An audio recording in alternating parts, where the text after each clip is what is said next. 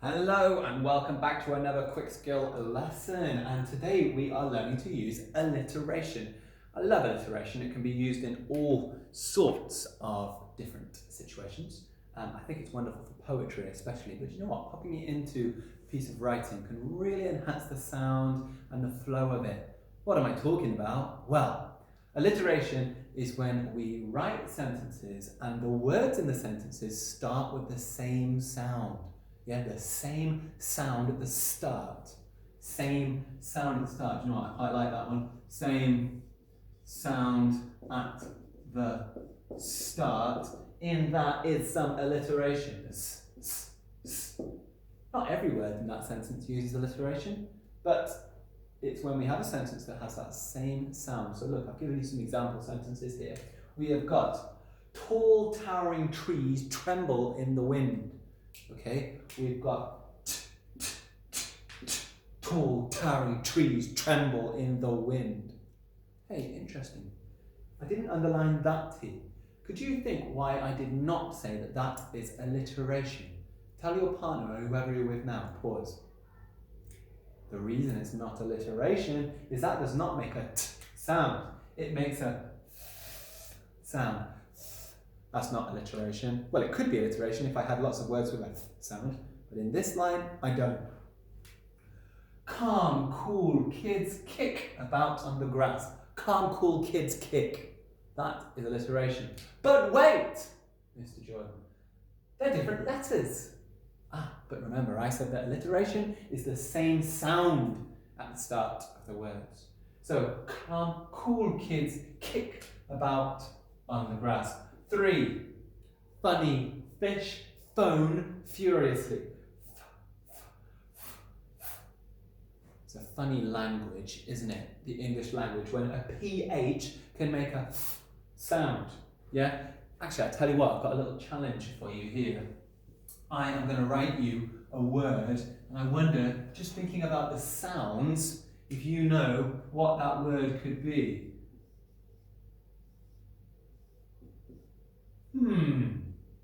What could that word be? Think about the sounds that it could make. Pause and tell your partner. Well, let's think of some word. Now that looks like guhuti, but it's not guhuti. Let's think of a word like, trough. Trough. That makes a f sound. So we've got a f sound here. That looks like an but let me think of a word. Busy. That makes an I sound. I. Fitty? Fitty? Fitty. Not that. I know another word. Can you guess now what the word is? Pause. Oh yeah, motion. That makes a sh sound. Look, fish. Hey, it's the English language. It could make sense, couldn't it? Anyway, I've got a little bit off topic there. So, alliteration. I've got a little challenge for you. I'm going to show you how I do it. This is how you can make a really good alliteration sentence. Choose your letter. I'm going to go for a T. That is going to be my letter. And on my piece of paper, I'm going to split it into 4 sections. So I'm going to have my noun section up here. I'm going to have a verb section up here. I'm going to have an adjective section up here. And I'm going to have an adverb section over here. You might be thinking, why are we doing this? What's going to help me to make a sentence using alliteration?